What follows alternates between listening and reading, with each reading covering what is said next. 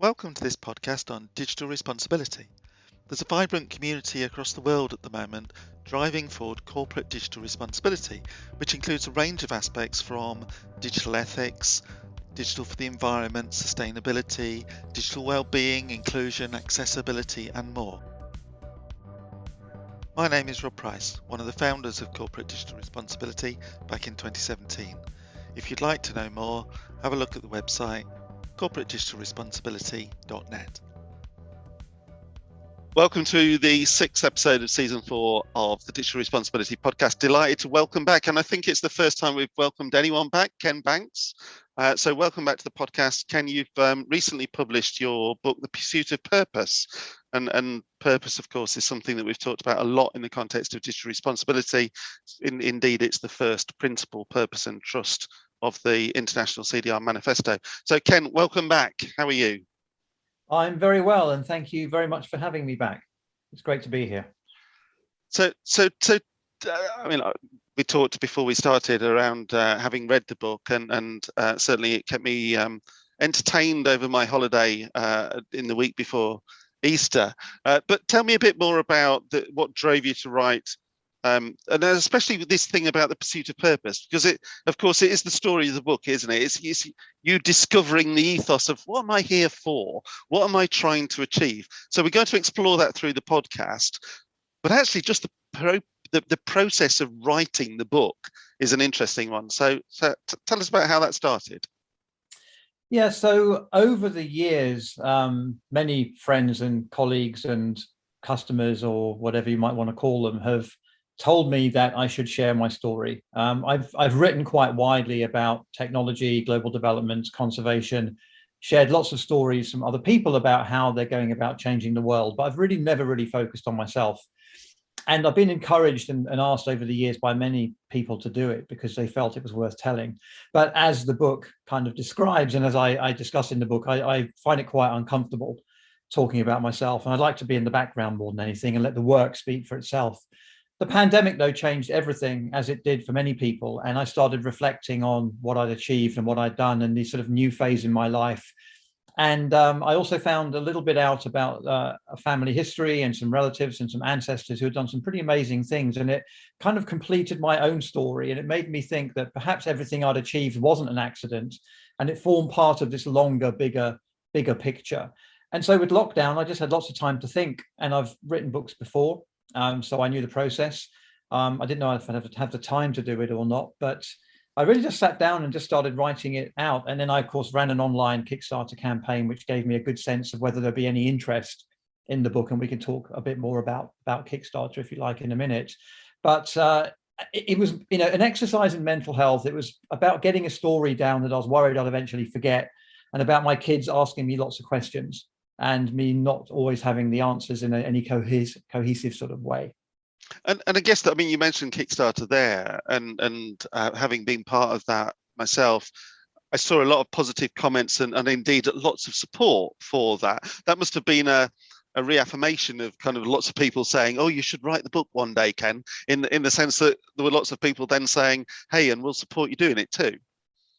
I mean, that at the end of the day is the crux of the matter, isn't it? That people can say, you should write a book, and if I say back to them, "Well, would you buy it?" If they don't want to buy it, then clearly they're not really being that honest. So it's a really good way of testing the market. It's also a great way of selling books in advance. I mean, I sold 150 copies as part of that campaign. So first of all, you get the sales going, and also it's a great advertising medium. So before the book's even written, you're creating buzz, you're creating excitement, you're creating interest. So, as well as getting the money, which is obviously a big part of it, but for me, it was more a confirmation that I was writing something that people actually might want to read. And that was the best bit for me, that I knew there were people out there who actually did want to read it. And I've always had a burning ambition in the background that I've hidden away for some time to write a book one day, because I'd love the chance to just talk and give a message and have it come across in a compelling way. But I've always felt, but first you need to have a story worth telling, and you need to have experiences that you can draw upon and that will stand in their own right, regardless of how beautifully it comes across and how clearly the message is. And it's wonderful that you came into that realization of writing a book with that background behind you, and clearly the Kickstarter had helped confirm that. Would you have any advice, Ken, for people thinking of writing books and telling the story of their lives from your experience of writing yours? You know what, we could do a whole podcast on it, just that one question. Quite literally, the choices of going a publisher route or self-publishing and all those other kind of things. I would say, if I was to say just one thing, it would be write the book for yourself. Because I think for many people who have a story to tell, it's something that they feel an urge to get down, to document, to either draw a line or to just capture. And so if you write it for yourself, then if other people are interested in reading it, or you can maybe adapt it or tweak it or get an editor to do a little bit of work on it, it then might have a wider audience. But I think for most people I meet who want to write a memoir, it is something that they do for themselves. It's either a mental health exercise, or they just want to try and make sense of their lives. And so I would say that as a starting point. And the actual publishing process, I mean, it could go on for hours about that. It's not easy, but you need the words on paper. So, you know, start with that. And if you can't get far enough to actually write something on paper or on a screen, then the rest doesn't matter, does it? Really? Yeah, it's true. Yeah, good call. Thank you. So let's go to the book. So you started telling the story of growing up in Jersey, and I have to admit I loved the story around the Commodore PET. My mate had a Commodore PET in the early 80s, kind of. So that was my era. I'd got a Tandy TRS 80 actually, so kind of it was equivalent. So it brought back memories. Now, at the time, I was using that computer around, well, what we'd now term as accessibility and inclusion. I was kind of using it to create software to enable people with severe disability to communicate and engage and learn. But at the time, in the 80s, of course, a lot of people associated with technology with making money. That was the purpose of technology. You kind of you got paid lots of money to do kind of jobs with this new stuff. And created value. So of course your path was a very different path, in the sense that yes, it combined that increasing love for and passion for using technology, but to do so to create good based in your experiences, which grew through kind of moving around Africa in a number of engagements. So bring that to life a bit for people listening, and maybe in terms of people thinking about, oh, what's the book about? I mean, some of the stories kind of were amazing in terms of your experiences in Africa, if not slightly scary as well. Yeah, there were some scary moments that were quite fun to relive. I think the technology piece, I was very, very lucky that in the early 80s, there was a club down the road, and there's a whole chapter dedicated to club. Where there was a Commodore PET computer that was mostly used for gaming, that I was given the opportunity to get stuck into and to hack into the code and start to learn how it worked, because I'm always very inquisitive. I've always been inquisitive.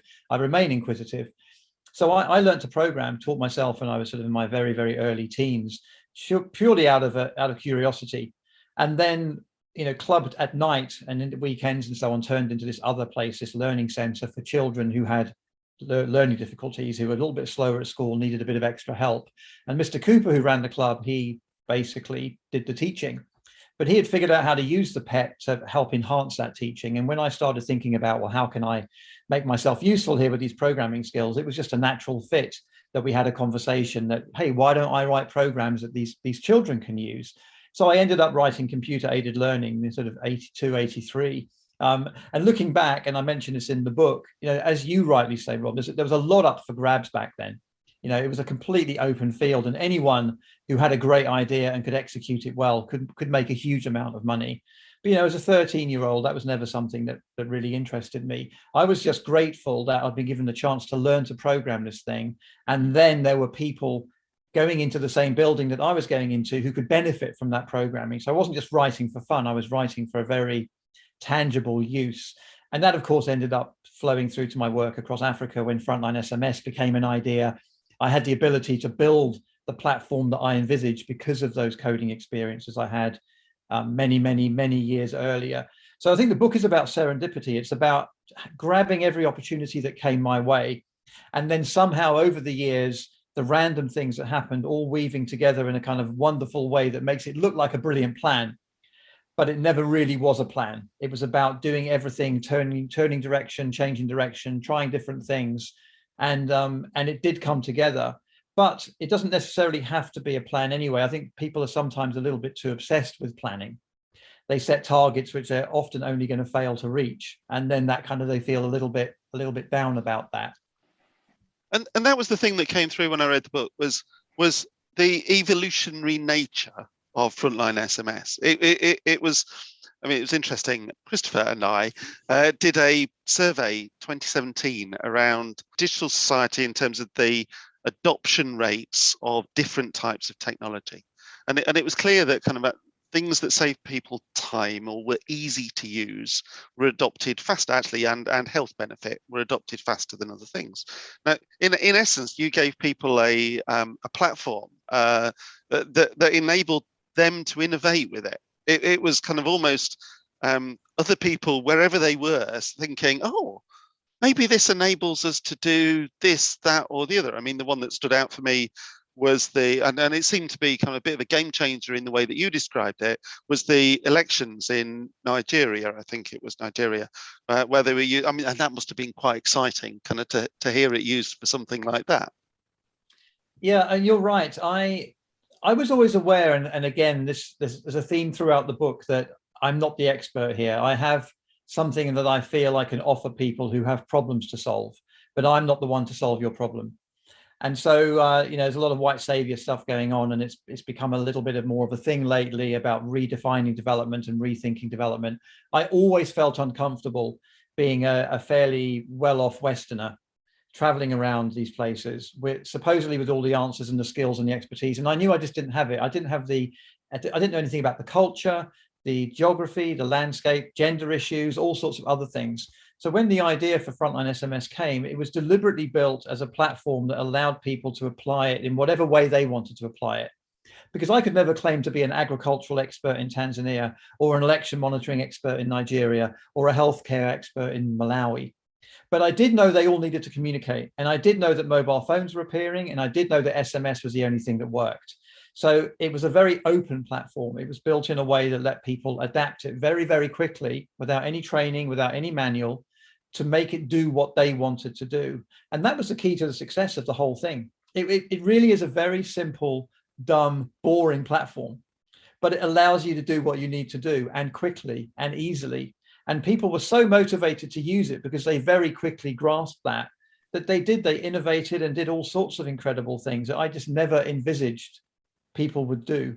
And that's still, for me, the most exciting thing, that you can unlock that potential. And I think there's something fascinating in the way that you talked about it. Well, talk about it there and in the book. I was thinking the other day, driving along, for so long we've operated in this society that's been all about maximizing the amount of money that each business earns, rather than kind of necessarily measuring the impact that the business has on people or the planet in terms of society, and how we would value that more greatly. It was always evident in reading your story that you were valuing the impact it had on people's lives far more so. Indeed, I would almost say that you didn't care about making money. It was about making an impact. Was that conscious throughout the actual growth and the execution of what you were doing? Absolutely, 1000%. And when Kubatana in Zimbabwe became the first user, and again, this is in the book, when I got that first email from somebody about 2 or 3 weeks after launching it, saying, hey, we could use this, I just thought, you know what, if only an organization in Zimbabwe uses it, I'm happy. I had no kind of delusions of grandeur. I didn't want world domination. I just wanted to be useful, or it to be useful to people. The fact that it ended up being useful to people in 190 countries and tens of millions of people benefited in different ways from it is a pinch yourself moment, and it still remains a pinch yourself moment. But I loved getting those emails from people saying, hey, we really think we could use this. Can we have it? Providing it for free, supporting them for free if they needed it, bug fixing at weekends. It was a hobby for the first couple of years. And it was always about the impact. I didn't for once think about selling it. And people always sort of say to me, well, don't you wish you charged a little bit of money for all of those uses? For me, it was always about bringing down barriers, because organizations working in developing countries have a lot of problems. No one really wants to support them. They have no money. They often don't have the infrastructure. So I thought I built a solution here which almost immediately removes most of the barriers that are stopping them from doing things. But if I said it's $10, I'm putting a barrier up. So I could take 3 barriers down and put one up, and there's still barriers. So I thought, how do we just have no barriers? And no barriers meant free, and I have no regrets. People say now, oh, could you have made a lot of money and blah, blah, blah. I'm glad I did it the way I did it. I wouldn't do it any differently. That's amazing, because we've heard and seen, haven't we, the power of platforms in this emerging digital world, or whatever we call it, to create spaces for innovation and for people to push the boundaries and how that transforms over time. But we also see with that power of the platform that the owners of these platforms often can create a sense of, I don't know, you get the good side and the bad side with these technologies, and they create unanticipated impacts on people.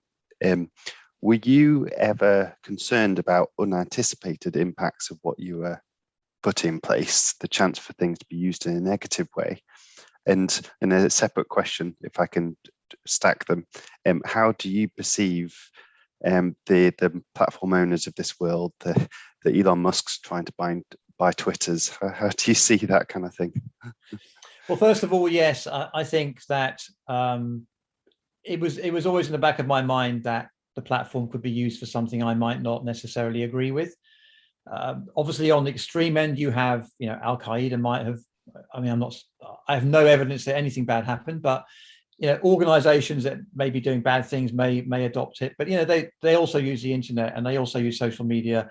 Sure. There will always be someone somewhere who will use the platform in a bad way. There are also people who may use it for things that I may not necessarily personally agree with. So they might want to use it for some kind of civil rights campaign that might go against what I personally believe. But I never chose to stop anyone from using it for those reasons, just because I might not agree with their position, because that wasn't really my job, and I felt that it wasn't really my place to do that. I think with the way things are today, I mean, it's become so monetized, and it is all about the money, and it's all about the marketing, it's all about the reach. I think that we have solutions available today that can do a lot of damage to reduce not a lot of damage, a lot of, I suppose, good things to reduce the impact of trolling and abuse and misinformation. Things like digital identities, which, ironically, I now work at Yoti on those things. But we have technologies that can reduce this horrible environment we find ourselves in, but they're not always commercially, attractive. If you were to have technologies which may halve your user base, or halve the traffic, or halve the number of people returning every week, those aren't things that the stock market wants to see. And so I think a lot of companies don't want to deploy things that can solve those problems, because it goes against what they're trying to do in building their businesses. So, but it's a completely different mindset. Maybe if the platforms were free, and maybe if they were privately owned and the people that owned them had made enough money already, they might do things to address it. But I don't see any real incentive half the time for them to do that, unfortunately. So we're going to come back to that in a minute, but I wanted to go back to one of the points that you said, pinch yourself moments, because there seem to be quite a few of those in the book, in the sense of just some of the people you met. I mean, David Attenborough, Archbishop Desmond Tutu, but actually that demand that seemed everywhere around the world for hearing more about what you were able to do, or what your technologies enabled. So that seemed an extraordinary time in terms of just coming back to your purpose and having an impact on more people's lives to kind of hopefully nudge them in a slightly better direction. That must have been quite a visible evidence, if you like, for the fact that you were hopefully doing the right kind of thing in supporting that. But did it evolve you? So just that experience of meeting some of those people and speaking at some of those events, do you feel yourself and your own thought processes evolving during that time as well?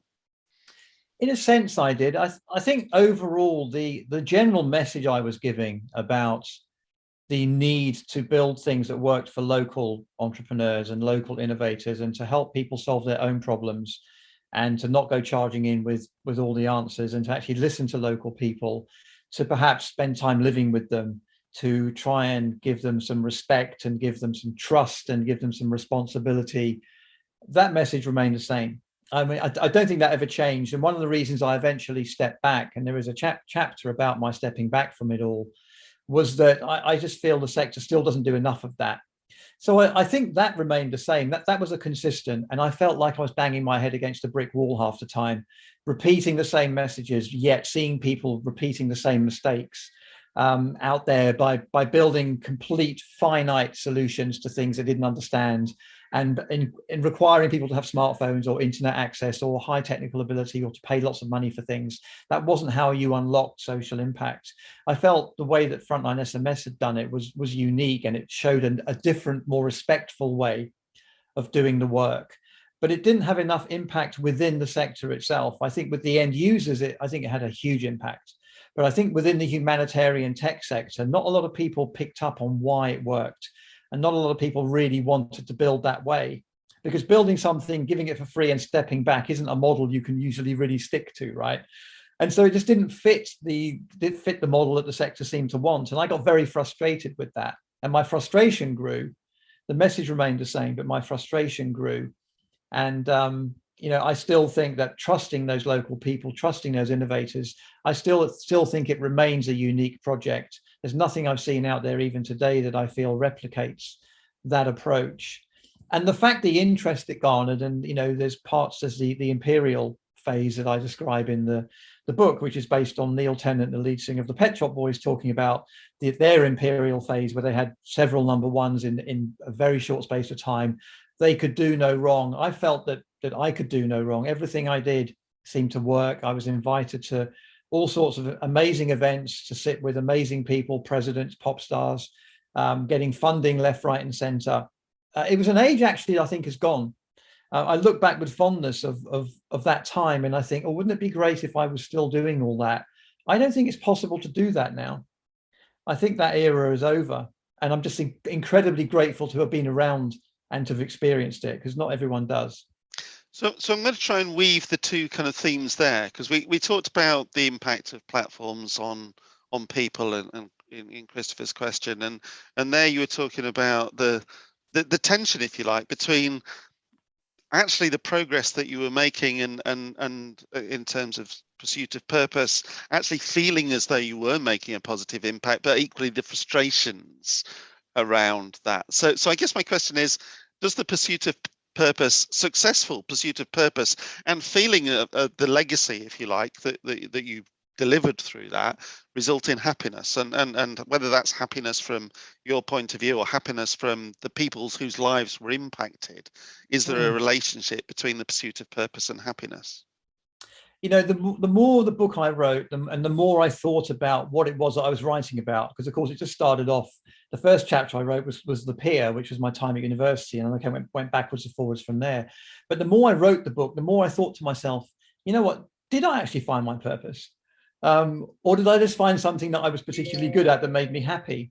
So the more I wrote the book, the more I was sort of started unpicking what it was that I'd actually achieved, and what it was that came out of the end. And so I ended up dedicating a chapter kind of trying to unpick whether or not I was just happier because I'd found something that I could do that was useful, or whether I'd just found some kind of meaning in my life by finding out that I could write this platform and I could do something for people out there who are far less fortunate than me. I was asking myself, does it matter if it's purpose or not? If you are happy and content, who cares what it's called? So I think as I went on, and I think as I thought more and more about what it was that I'd kind of delivered throughout my life, I became less and less fixated on it being purpose or not. And of course, at the beginning, I think it was, the book is called The Pursuit of Purpose because it sounded like a nice title for a book. And there actually are other books called that now. I've been finding more and more the more I've looked. But when I set out to kind of find the meaning, it was the meaning of life, really. It was the Monty Python kind of thing. Nobody spoke of purpose when I was at school. Purpose wasn't even a thing, really, for half of my career. It only feels like purpose has been a thing for the last sort of few years. And now, of course, I'm head of social purpose at a company, which fits in quite nicely. But I guess at the beginning, I couldn't have been looking for something that nobody was really talking about and I wasn't aware of. I just wanted to matter. Maybe The Pursuit of Mattering might have been a better title, but it's a very It doesn't clumsy alliterate title. very well, though, does it? So No, it's right. It's a terrible title. But maybe that's what fundamentally we kind of all want. We want it to kind of matter that we existed, and I think I found that. So let's tie that experience in terms of lessons for listeners and lessons for the world as a whole, because we might argue with Christopher and my digital responsibility hat on, we all need to be a bit more focused in terms of creating a positive impact on people, on the environment. Therefore, we do need to think about things differently. And conscious the latter chapters in the book do talk about some lessons and recommendations, paying attention, empathizing, setting big targets, etc. What from your personal experience, what would you say to listeners, just in terms of thinking beyond making money, thinking about having a better impact on society as a whole, a better alignment to purpose? What would you pick out for them to do differently? So the last part of the book, I thought very carefully about, because I could have just stopped when I stopped. And I thought to myself, what would people really want from this book? They might read this, what they think is a very interesting story, but if they can't get anything from it, there's very little point in writing it. And I felt that giving back has been very important. So there's quite a lot, I think. I've packed quite a lot at the end of the book of bits of advice about what people can do. I think the first ones, or the main ones, I would share with you here. I think the first one is to pay attention, first of all. So if anything, though, paying attention today is very different to paying attention when I started out 15 years ago, because it's almost overload now. But I think before you can really have any kind of impact, you need to at least understand what's going on in the world and where the good and the bad things are. So I think paying attention is really important. I think secondly as well, don't think that you need to have a massive global impact that's going to impact millions and millions of people to have done anything worthy. That's one thing I found very frustrating in the sector, that a donor would say, well, if you're not going to impact 1 million people, I'm not interested. If you help 5 people, that's great, right? It's 5 people more than would have been helped. And if we all help 5 people, then we've solved the problem, haven't we? I mean, we don't need to think of it in these big numbers. So I think not aiming for massive impact, but just aiming for some kind of positive impact, I think is important. And I think at the same time to think locally, because we often think there's a natural draw to think of problems far away, to look to Africa, developing countries, the emerging markets, and you see extreme poverty there at a scale that is pretty horrific. But there are also problems closer to home. We have incredibly depressing levels of child poverty in this country. And, there's going to be even more over the coming months and years, I think, with the way the economy is going.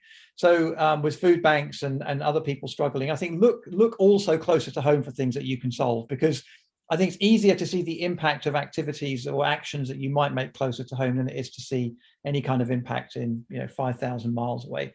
So I think that's also important. So I think those are probably I would say the three main things. But again, we could probably speak for an hour about all the different things that people could do. But suffice to say, at the back of the book, there's probably 30 or 40 bits of advice that I think most people I've spoken to have found helpful. So that's fascinating and great to have it condensed down in that way. Personally, and as I was reading through your early years and understanding the path you were taking and seeking to, I suppose, draw some sense of comparison with the experiences I've been through, the thing that clearly distinguished your decision making was actually in your restless feet. That you would get into a role, realize that you were good at it, and then realize that it wasn't giving as much to you as you wanted anymore, and that it didn't align with that initial experience you got from Live Aid and that burning passion to do something in the world, and that momentum and where that took you. For me, my hot take at the beginning was that you'd found purpose, and that your purpose was to not just follow the easiest trodden path, and that actually everything beyond that was the realization of where that could lead you. And that, going back to your question, Rob, I think your awareness and seeing that things aren't always positive, and experiencing that and confronting it at times meant that it was never going to lead to 100% happiness, because that's not what an aware person sees in the world. It can sometimes just lead to a contentment that you'd done the right thing at the right time. And that's a wonderful thing, I think. So that was my feeling as you were going through. So interesting to hear how you were thinking about the naming of the book in that sense. Yeah, the as I worked my way through all the different things that I did, I at very few stages did I know what it was that I was looking for. So I didn't know the destination. So I was painfully aware that even when I got there, I wouldn't recognize it necessarily, because I didn't know what there was. But I knew what I wasn't enjoying, and I knew what my purpose wasn't. And I think that probably is the biggest realization and the most important part. I chopped and changed jobs a lot. I was excited at the beginning. I realized at the end it really wasn't for me. But I was never afraid to make a change. I was never afraid to make a move and to try something different. And in some cases, try something that I'd never tried before. I always felt that what if were the two worst words in life, that I didn't want to be 60 and think, what if I had taken that opportunity, or what if I had done that? And I still think that's particularly true. So when I think about the jobs I took, where I took a leap of faith, my mum often would be my sort of guiding arm in a way, and she would challenge me to think about what it was that I was doing. But in many cases, I leapt into something I had no real authority to be leaping into. When I leapt into my first mobile phone technology work and the platform that Sir David Attenborough launched, I had never worked on a mobile phone platform before. Yeah, I was given this huge responsibility to build something on the Vodafone platform. I'd never run a primate sanctuary before, but I turned up in Nigeria on a flight and ended up working with primates. I'd never taught English before. So I guess the lesson really is, just because you haven't done it doesn't necessarily need to stop you. And I think if you're brave enough to try many different things, you're going to whittle the list down of things that you might find are your purpose. Eventually, there'll only be one thing left, perhaps, and that might just be by excluding everything else, you find it. But life was always an adventure. I didn't want to just be focused on getting somewhere at the end. I wanted to be enjoying it and experiencing as I went. And I know it's an overused cliche a little bit, that it's really more about the journey than the destination. But I really do think it is. There's no point in working your butt off in a job you hate so you get a good pension and you can start to enjoy life at 65, because you only might get 2 years. And you might not even get to 65. So it's really about enjoying it and making sure that you're enjoying it as you go, and not to necessarily worry about not always giving back as you go. Ultimately, at the end, you might get in a position where you can give back in spades. But during my journey and during my pursuit of purpose, I would argue I didn't really give a lot back in those early years. I was just fumbling around in the dark trying to find the thing that I could do. And when I eventually found it and I threw myself at it 100%, then I think I started to give the payback for all the years that I'd spent on that journey. Ken, that's brilliant. And I guess very final point, very quick one. I think the most critical thing in all of these, the discussion, which admittedly we could have gone into in lots more detail, is that point you made around making 5 people's lives better. The world is too complex and too hard. The pandemic, conflict, etc., has created a space where it's quite easy to be almost disillusioned with the impact that we can each have. But if we each try to make a bit of an impact, then that takes us to a better place. And hopefully some more people will be inspired by listening to this and reading your book. So I guess as the final point, if someone wants to read the book, they can find it online, buy it, read it. Audiobook available yet? I know that was one of the things that you were thinking about. Audiobook, not yet, because it's a lot of recording and I just haven't got round to it yet. But I will do an audiobook, because I'm looking forward to reading my book myself. Cool, excellent. So thank you very much for everything, Ken. Hopefully other people will read it, will be inspired, and will make a difference for those 5 other people, that they can try and change their lives. I do hope so. Thank you. Thank you both very much.